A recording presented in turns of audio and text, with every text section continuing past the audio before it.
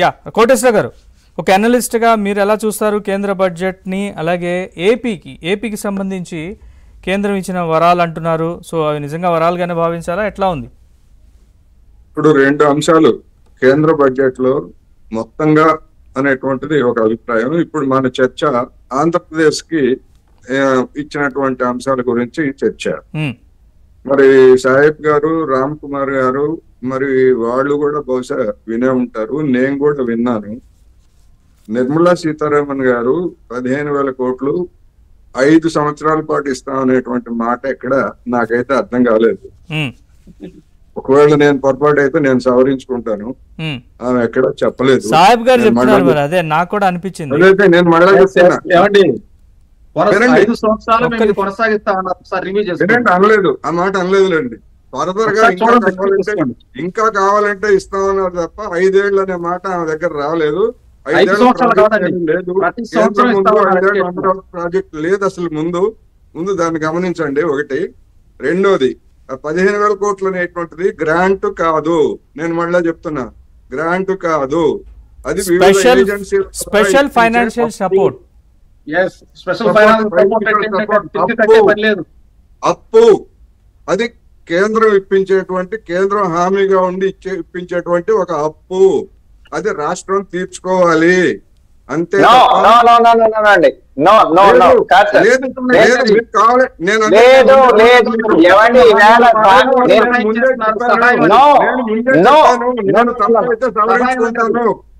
తప్పే చెప్తున్నారు మీరు, తప్పు చెప్తున్నారు.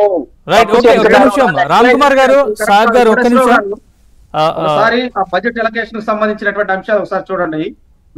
సాహెబ్ గారు ఒక్క నిమిషం, సాహెబ్ గారు కోటేశ్వరరావు గారు మాట్లాడినివ్వండి, ఆయన మాట్లాడినివ్వండి, ఆయన పాయింట్ చెప్పనివ్వండి. నేను మధ్యాహ్నం నుంచి చూస్తున్నాను, నేను ముందే చెప్పాను, ఒకవేళ నాది పొరపాటు అయితే నేను సవరించుకుంటాను, మీది పొరపాటు అయితే మీరు సవరించుకోండి. మీతో మాకు విభేదం ఉండదు కదా, ఒక మాట చాలా చెప్పలేదు. చెప్పనివ్వండి, నన్ను క్లారిటీ గ్రాంట్ ఇవ్వడానికి కేంద్రానికి ప్రొవిజన్ లేదు.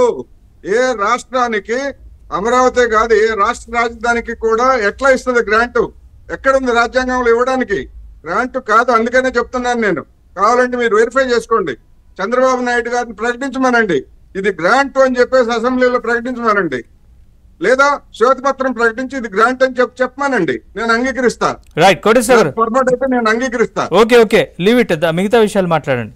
మిగతా విషయాలకు వచ్చేసరికి పోలవరం అనే దాన్ని పూర్తి చేయడానికి మేము కట్టుబడి ఉన్నామని చెప్తారు. అది చూయింగ్ గమ్ డైలాగు. ఈసారి early completion we are committed. అదేనండి, ఎర్లీ కంప్లీషన్ అంటే ఏంటి? ఎన్నేళ్లు? 2 ఏళ్ళ 3 ఏళ్ళు అని చెప్పారా? చెప్పలేదుగా.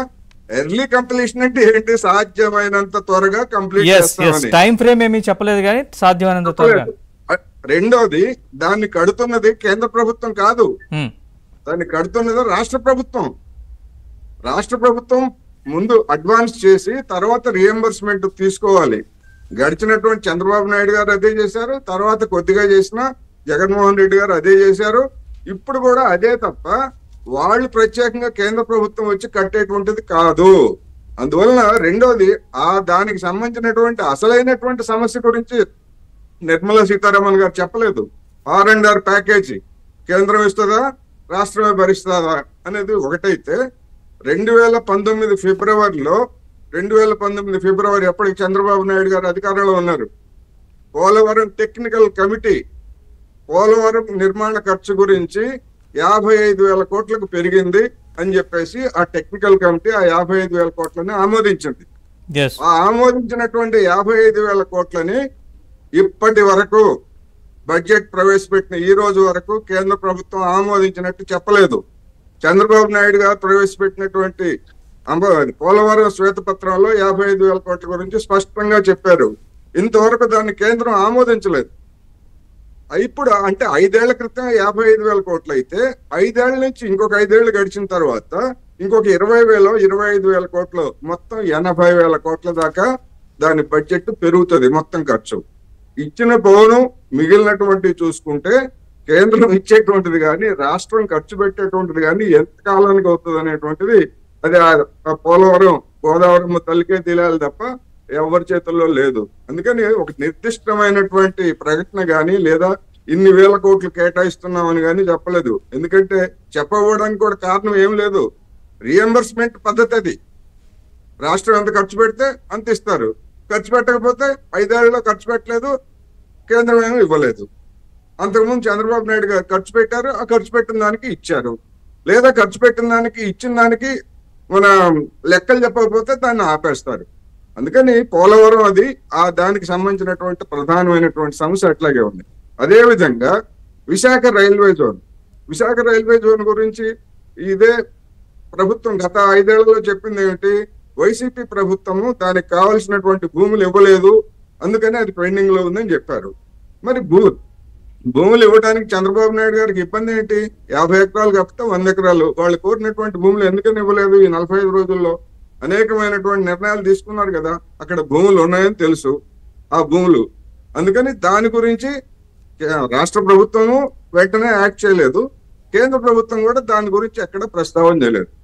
అదే విధంగా జేడి కుమారస్వామి గారు వచ్చి ప్రైవేటీకరణ మేము చేయము, వైజాగ్ స్టీల్ ప్లాంట్ ప్రైవేటీకరణ చేయాలి, వైజాగ్ స్టీల్ ప్లాంట్ మేము ప్రైవేటీకరించాం, అయితే దానికి చెప్పిన ఏంటంటే షరతులు వర్తిస్తాయి అన్నట్టుగా నరేంద్ర మోడీ గారిని కన్విన్స్ చేసి మేము ప్రకటన చేయిస్తాము, ఫైనల్ ప్రకటన అన్నాడు.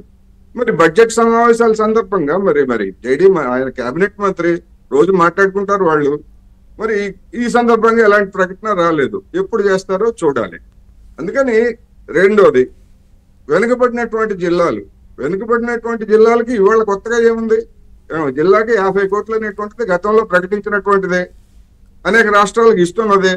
అందుకని దాన్ని ఏదో ఇవాళ కొత్తగా ఇచ్చినట్టు చేయటం అనేటువంటిది ఇవన్నీ కూడా ఏంటంటే కంటి తుడుపు వ్యవహారాలు. అనేక పథకాలని, కేంద్ర పథకాలని ఇతర రాష్ట్రాలకు ఇస్తున్నట్టుగానే ఆంధ్రప్రదేశ్ కూడా ఇస్తున్నారు.